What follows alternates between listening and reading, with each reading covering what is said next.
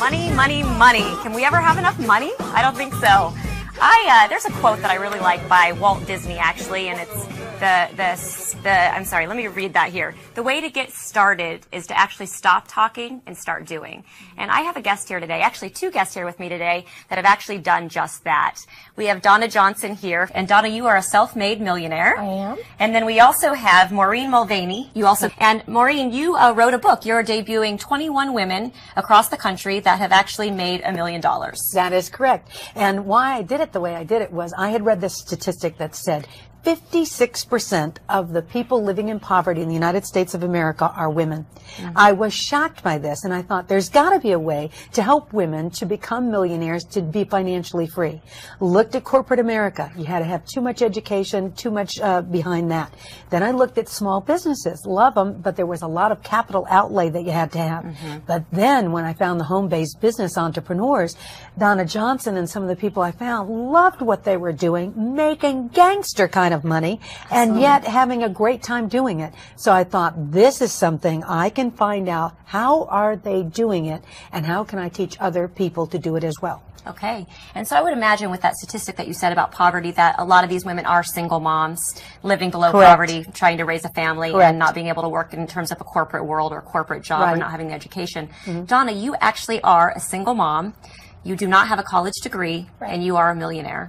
You know, and I don't think a lot of people set out to be a millionaire. I do believe you have to begin with the end in mind. Mm-hmm. But it's kind of like having binoculars to set your goals and then a magnifying glass just to focus on the task at hand. Mm-hmm. And I would imagine a lot of your viewers are thinking, you know, I want to be in the $1 Million Club, right? But I need to put food on the table right now. There's too much month at the end of the money. And I think that's what I focused on in the beginning, was just setting out to put food on the table, have fun, make a difference, and just be consistent, getting through the ups and downs, and you know, it just happened. So what was the first step for you? Being committed to it, you know, not just sticking my toe in the water and saying, I'll give this a try. Mm-hmm. And when the first person said no or discouraged me, I didn't give up. I just stuck with it and really believed in myself and what I was doing, loved the product.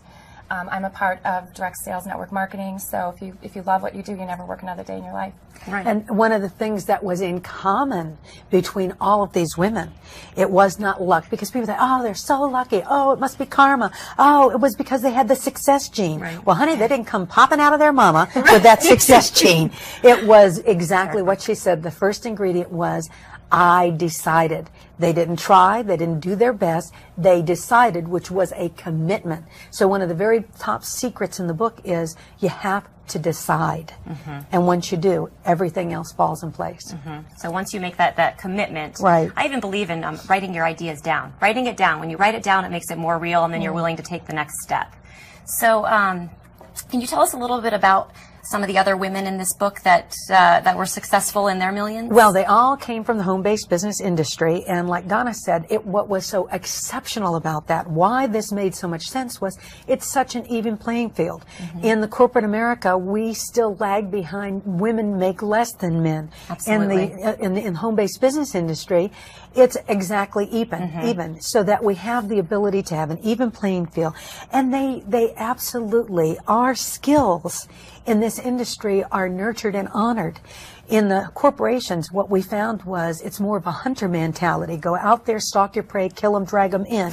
And yet, that is not... CEOs, honey, you bet it was true. Yeah. But when I found Donna and the 20 other millionaires that I interviewed, not so. It was absolutely, they were more farmers. They loved to select, prepare, nurture, and grow. Because when you have an all-volunteer army, you can't demand and command. You have to motivate and inspire. And if that's one thing that Donna and the other women are exceptional at, is learning the leadership that uses the feminine skills that we nurture and grow. Right. And so that's why it was so powerful. And, you know, this makes me think, too, you know, during this economy, during this this recession, if you will, this seems like a much safer way to go in terms of not having that startup cost, not having that overhead. I mean, it seems like businesses are closing their doors nowadays. companies because they can't pay their overhead. Well, I would imagine you have very little overhead with a home-based business.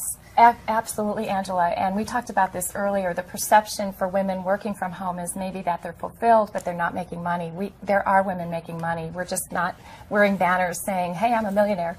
Right.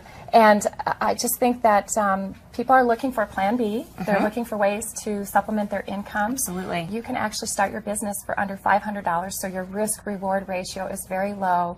So if you're coachable, add value to other people, people just want to have fun, get together, cocoon. Right. Most companies have great special, lots of options. Right. So that fear that people feel in this economy either paralyzes you or it propels you. And I just tell people, be a part of the solution, right, and not a part of the problem. Right, exactly. Yeah, that's a great advice. I agree with you 100%. It can take you under, or it can propel you into the next level. Quickly, what's one thing you'd like to tell our viewers if they're interested in possibly starting their own home-based business? I think that if they your thoughts drive your beliefs and your actions.